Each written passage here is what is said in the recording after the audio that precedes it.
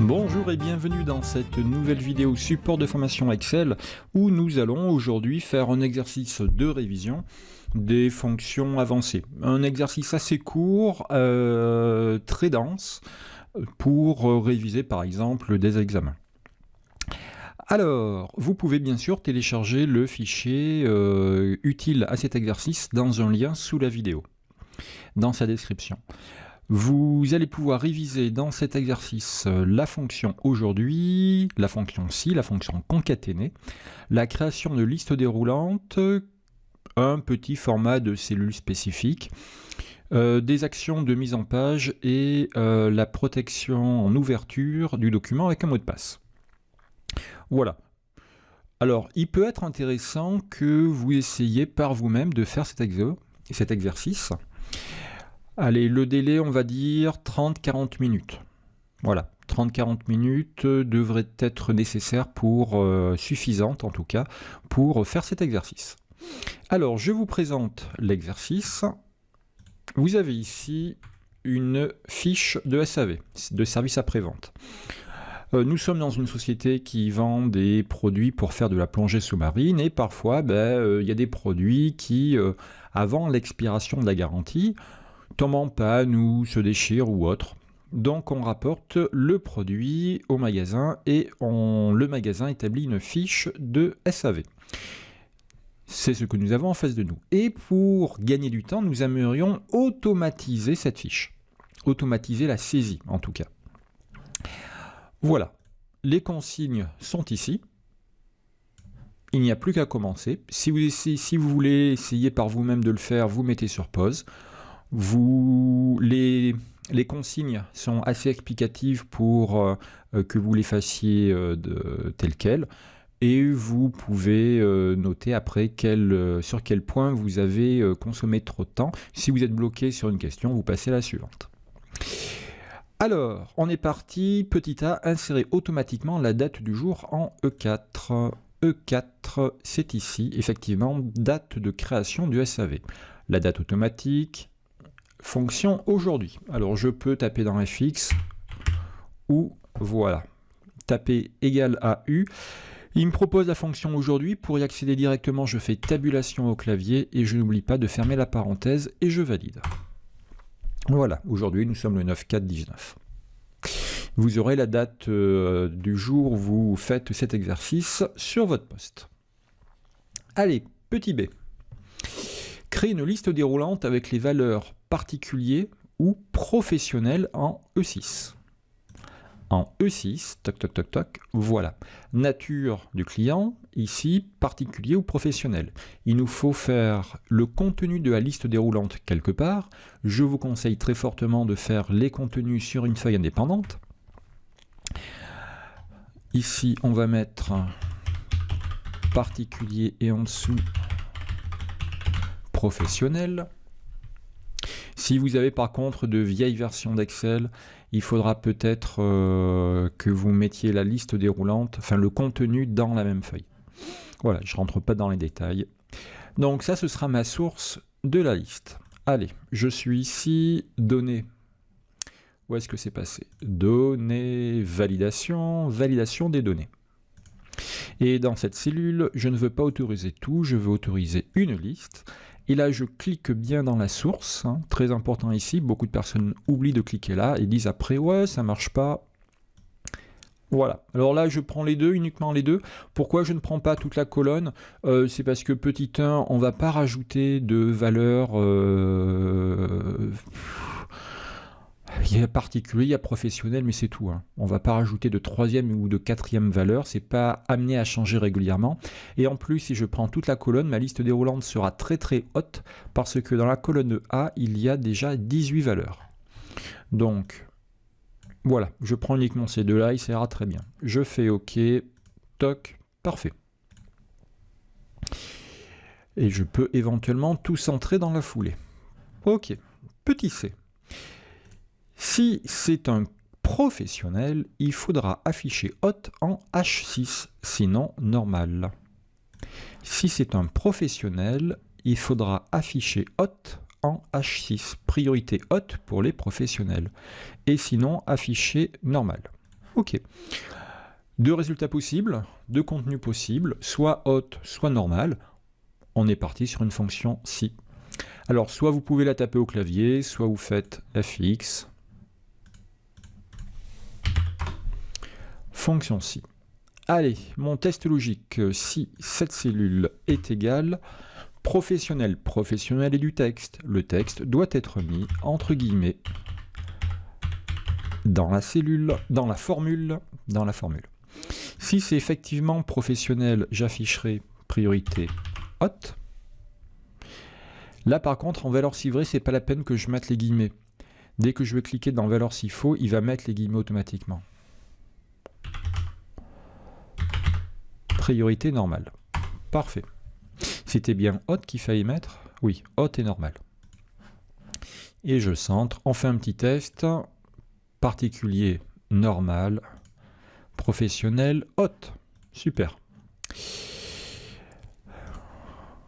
C'est bon. Petite idée. Mettre au format numéro de téléphone la cellule H8. La cellule H8 qui est ici, la mettre au format numéro de téléphone. Effectivement, si je saisis un numéro de téléphone actuellement, 06, 07, 08, 09 et 10, et que je valide, eh bien, les zéros qui sont devant vont disparaître, car c'est un numérique, et en plus, je n'ai pas les séparateurs pour lire facilement le numéro de téléphone.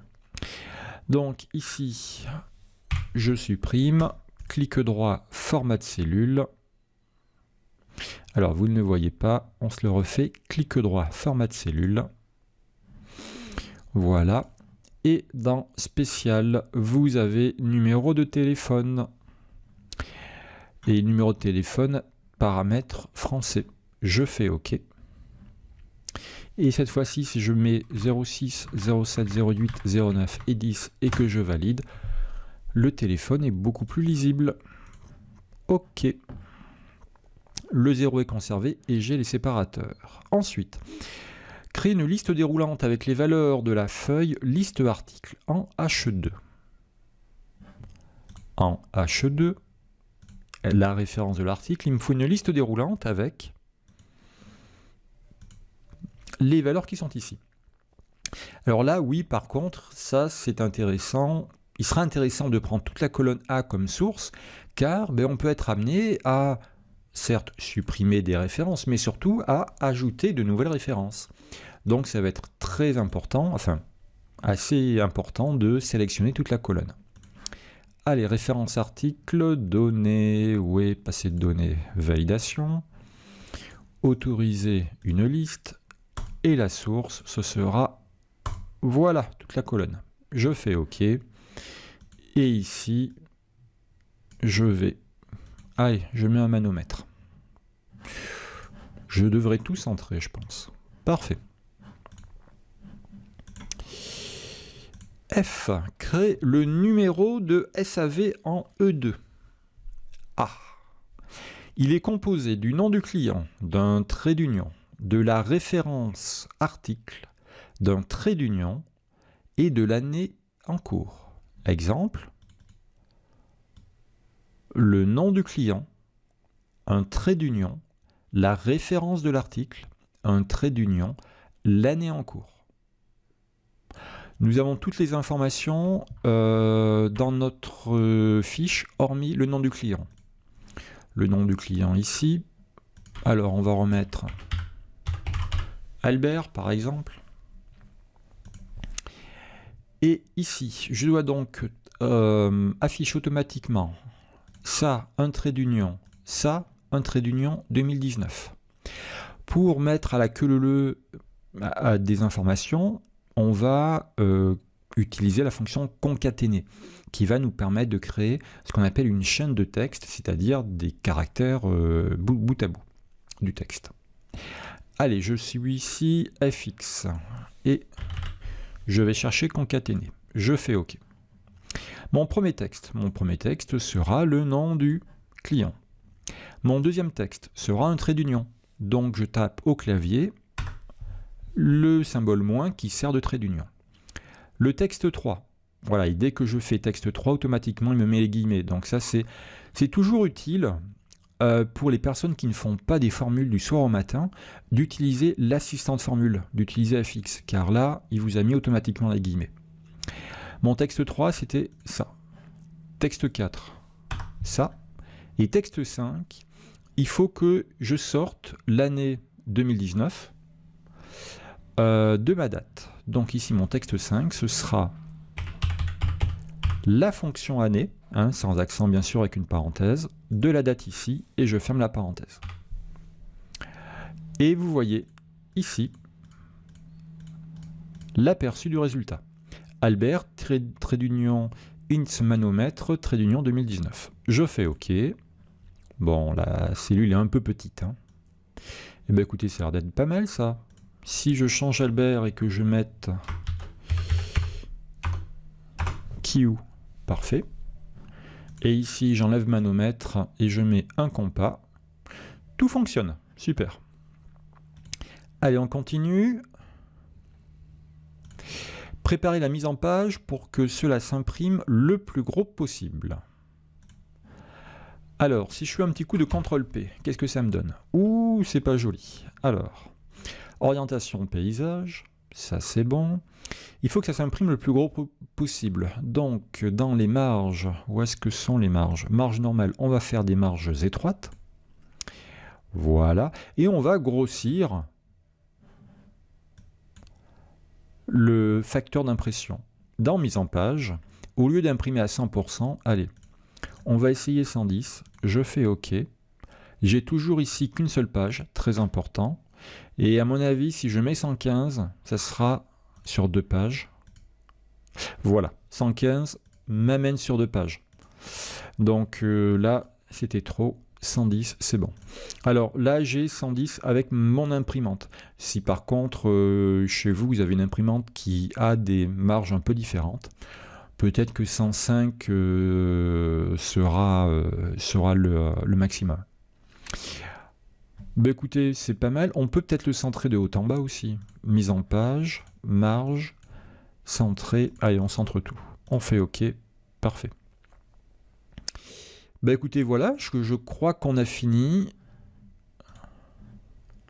Ah non, le dernier point. Protéger le fichier en ouverture avec le mot de passe Julien. Alors, ici, déjà on fait un petit coup de CTRL-S.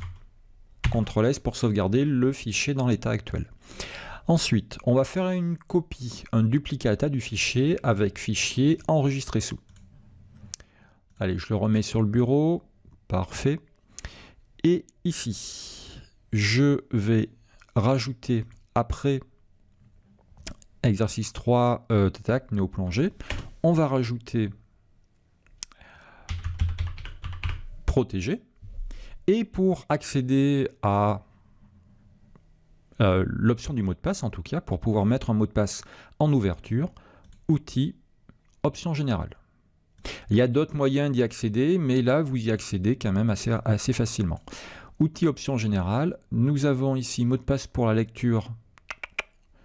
Oui, pardon, c'est mot de passe pour la lecture que l'on veut. On va mettre Julien. Je fais OK. Il me redemande le mot de passe pour être sûr et certain que je n'ai pas fait de faute de saisie. Je fais OK. Je fais enregistrer. Je fais fermer.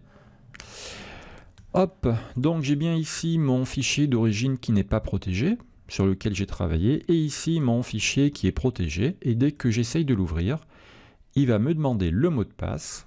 Si je ne le connais pas, si je fais OK, il me jette. Impossible d'ouvrir. Si je fais annuler, il me jette aussi. OK.